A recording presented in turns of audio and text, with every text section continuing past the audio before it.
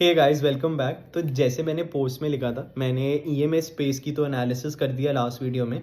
अब हम बात करेंगे ज्वेलरी स्पेस में। ज्वेलरी स्पेस में इस वक्त काफ़ी बूम आया हुआ है।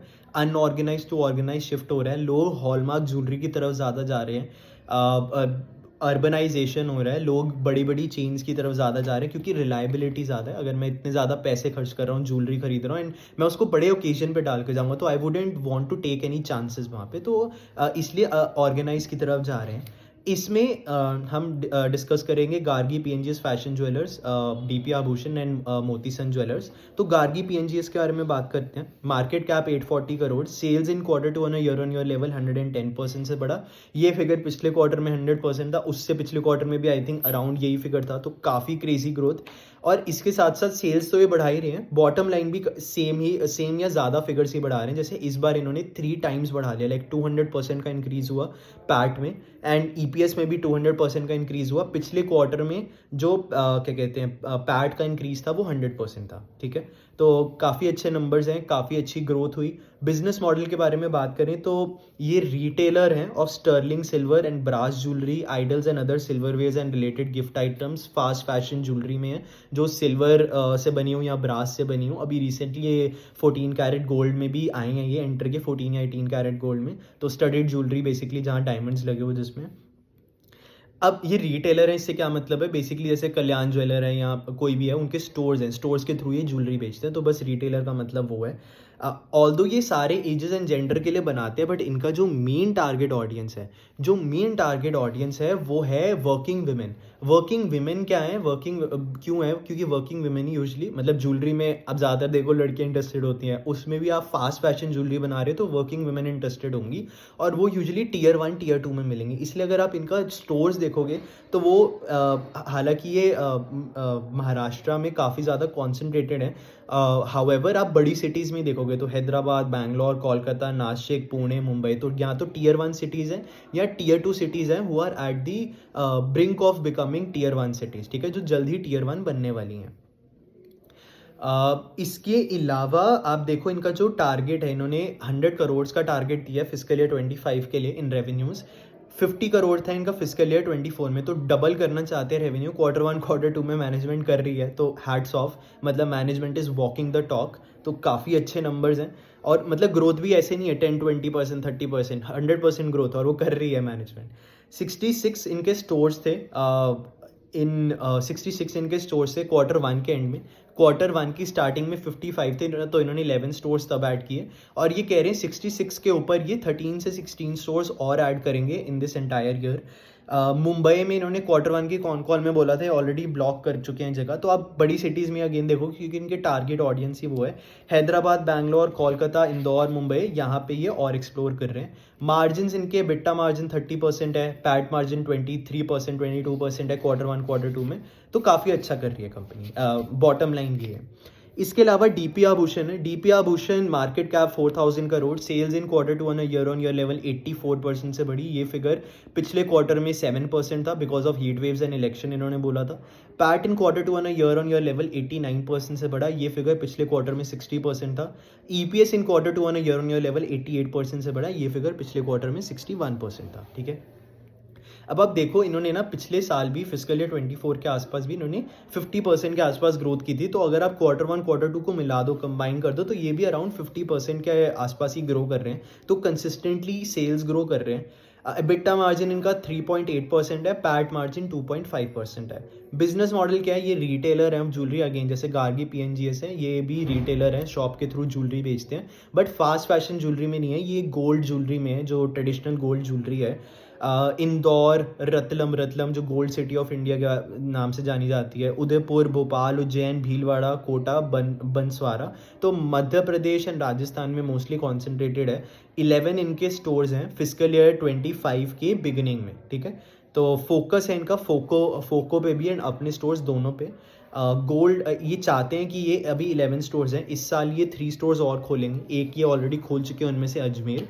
एक इनकी स्टोर जो रतलम में है, वहाँ पे इनका अभी 2000 स्क्वायर फीट का स्टोर है, ये उसको बढ़ा के 8000 10,000 स्क्वायर फीट कर रहे हैं। This is similar to what Khazanchi jewellers is planning to do. Khazanchi jewellers ये साउथ में कर रही है, चेन्नई में, ये नॉर्थ में कर रहे हैं, मतलब मिडल इंडिया में कर रहे हैं। इनका ये बनाते क्या, gold diamond studded kundan jewellery, chains, rings, mangalsutra, pendants, nose rings, bangles etcetera. Wedding jewellery 52% of their revenue बनाती है, तो ये मोस्टली तो गोल्ड ज्वेलरी में ही है। स्टडेड में इनका शेयर 6% है, उसको बढ़ा के इनका टारगेट है 15% करने का। ये इन हाउस मैन्युफैक्चरिंग बिल्कुल नहीं करते हैं, तो आप इनकी P&L में जाओगे तो एक्सपेंसेस साइड पे आएगा purchase of stock in trade, ठीक है। इनमें कभी भी परचेज ऑफ मटेरियल कंज्यूम नहीं आएगा। Purchase of material consume usually manufacturers के लिए आता है, purchase of stock in trade usually ये ऐसी ट्रेडिंग कंपनीज के लिए आता है जिन्होंने कहीं से गोल्ड उठाया और फिर अपने स्टोर्स के थ्रू बेच दी। इसके अलावा हमने बात कर ली 3 स्टोर्स ये ओपन करना चाहते हैं, अजमेर का खोल चुके हैं, रतलम में ये एक्सपैंड कर रहे हैं from 2K square feet currently to 8,000 square feats.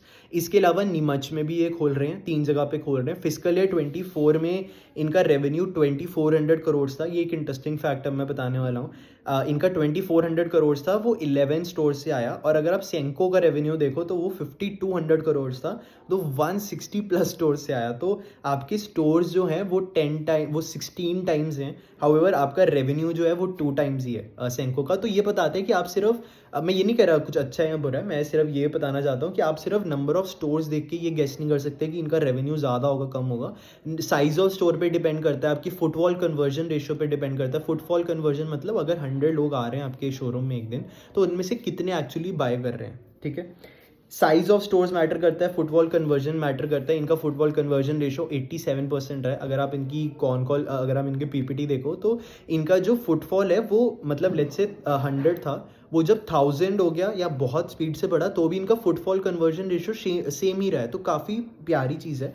और गिवन दैट इनका वेडिंग ज्वेलरी में ज़्यादातर वो है इनकम, इनका मेजॉरिटी वहाँ से आ रहा है। अब ये क्या कर रहे हैं, ये अपने स्टोर्स में एक अलग स्टोर कार्व आउट कर रहे हैं। अलग स्टोर कार्व आउट करके ये एक वेडिंग मतलब वो वेडिंग ज्वेलरी वहीं पे बेचेंगे, एक डिफरेंट एक्सपीरियंस देना चाहते हैं, एक रिच एक्सपीरियंस देना चाहते हैं। तो ये है, they are targeting to be market leaders in gems and jewellery space. कहाँ पे सेक्टर Tier 2 and 3 सिटीज़ में ऑफ सेंट्रल इंडिया।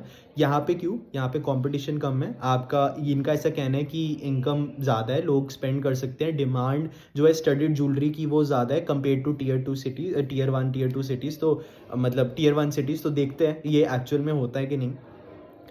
टारगेट है इनका 20 स्टोर्स खोलने का बाय 2028। गुजरात, छत्तीसगढ़, मध्य प्रदेश, राजस्थान में ये फोकस रहना चाहते हैं। 3 ये ऐड करेंगे फिजिकल ईयर 25 में, तो 3 फिजिकल ईयर 25 में, उसके बाद 20 ऐड करेंगे। इसके अलावा ये फोकस स्टोर्स पे भी ध्यान दे रहे हैं। तो कोको स्टोर्स है company owned, company operated. Focus stores होते हैं फ्रेंचाइजी ओन्ड, कंपनी ऑपरेटेड। इसके बारे में हम बात कर चुके हैं पहले। कंपनी ओन्ड, कंपनी ऑपरेटेड मतलब आपका खुद की जगह, आपने खुद का स्टोर बनाया, आप ही ऑपरेट कर रहे हो। फोको मतलब किसी और की जगह आप वहाँ पे जाके ऑपरेट कर रहे हो बस, ठीक है। तो फोकस स्टोर्स में आपको केपेक्स नहीं पड़ना पड़ता, तो आपके मार्जिन जो है वो बच जाते हैं, इन्वेस्टमेंट बच जाती है। स्टडीड शेयर 6% है, they wanted to be 15% by 2028। तो 11 स्टोर से 20 स्टोर्स पे जाना चाहते हैं।